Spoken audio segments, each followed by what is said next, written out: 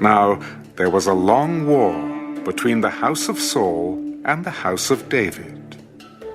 But David grew stronger and stronger, and the house of Saul grew weaker and weaker. Sons were born to David in Hebron. His firstborn was Amnon by Ahinoam the Jezreelitess. His second, Chileab, by Abigail the widow of Nabal the Carmelite. The third, Absalom, the son of Maacah, the daughter of Talmai, king of Geshur. The fourth, Adonijah, the son of Haggith.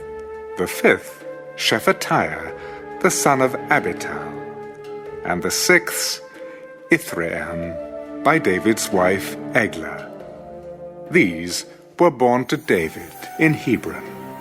Now it was so, while there was war between the house of Saul and the house of David, that Abner was strengthening his hold on the house of Saul.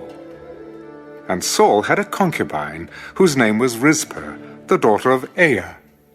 So Ishbosheth said to Abner, "Why have you gone in to my father's concubine?" Then Abner became very angry at the words of Ishbosheth. Am I a dog's head that belongs to Judah? Today I show loyalty to the house of Saul, your father, to his brothers, and to his friends, and have not delivered you into the hand of David. And you charge me today with a fault concerning this woman? May God do so to Abner, and more also, if I do not do for David as the Lord has sworn to him, to transfer the kingdom from the house of Saul and set up the throne of David over Israel and over Judah, from Dan to Beersheba." And he could not answer Abner another word, because he feared him. Then Abner sent messengers on his behalf to David. "Whose is the land? Make your covenant with me, and indeed my hand shall be with you, to bring all Israel to you." Good. I will make a covenant with you. But one thing I require of you. You shall not see my face unless you first bring Michal, Saul's daughter, when you come to see my face. So David sent messengers to Ishbosheth, Saul's son.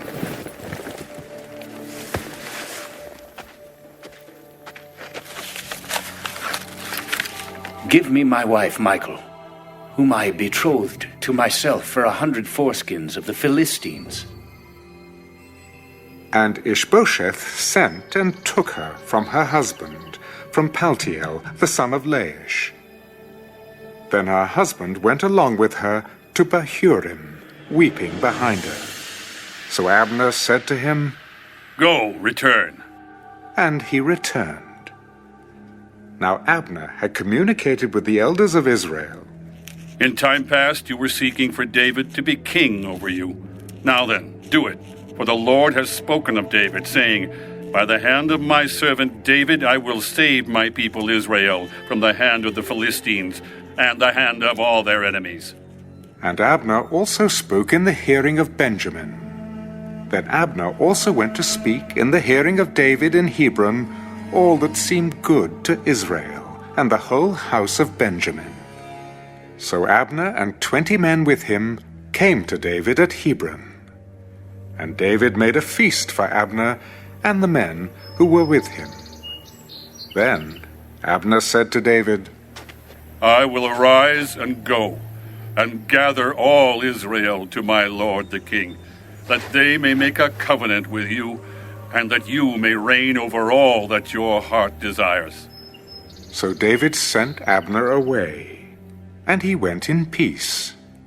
At that moment the servants of David and Joab came from a raid, and brought much spoil with them. But Abner was not with David in Hebron, for he had sent him away, and he had gone in peace. When Joab and all the troops that were with him had come, they told Joab, "Abner, the son of Ner, came to the king, and he sent him away, and he has gone in peace." Then Joab came to the king. "What have you done?" "Look, Abner came to you. Why is it that you sent him away, and he has already gone?" Surely you realize that Abner, the son of Ner, came to deceive you, to know you're going out and you're coming in, and to know all that you are doing. And when Joab had gone from David's presence, he sent messengers after Abner, who brought him back from the well of Sirah. But David did not know it. Now when Abner had returned to Hebron, Joab took him aside in the gate to speak with him privately, and there stabbed him in the stomach, so that he died for the blood of Asahel his brother.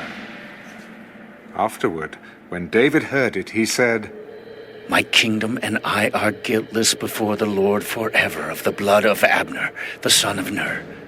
Let it rest on the head of Joab, and on all his father's house, and let there never fail to be in the house of Joab one who has a discharge or is a leper, who leans on a staff or falls by the sword, or who lacks bread. So Joab and Abishai his brother killed Abner, because he had killed their brother Asahel at Gibeon in the battle. Then David said to Joab and to all the people who were with him, Tear your clothes, gird yourselves with sackcloth, and mourn for Abner. And King David followed the coffin. So they buried Abner in Hebron. And the king lifted up his voice and wept at the grave of Abner. And all the people wept. And the king sang a lament over Abner.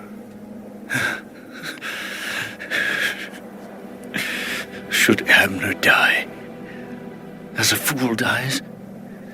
Your hands were not bound, nor your feet put into fetters,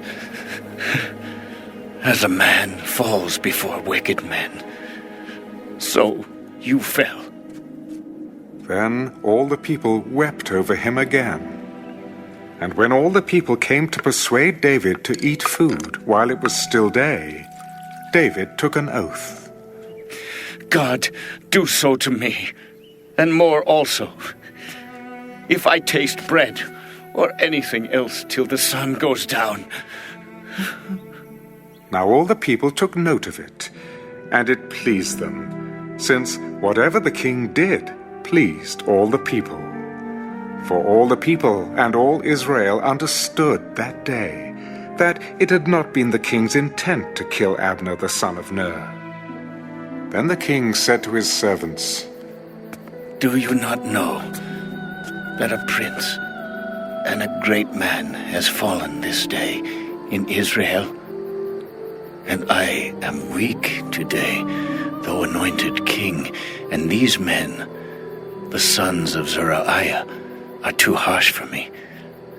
The Lord shall repay the evildoer according to his wickedness.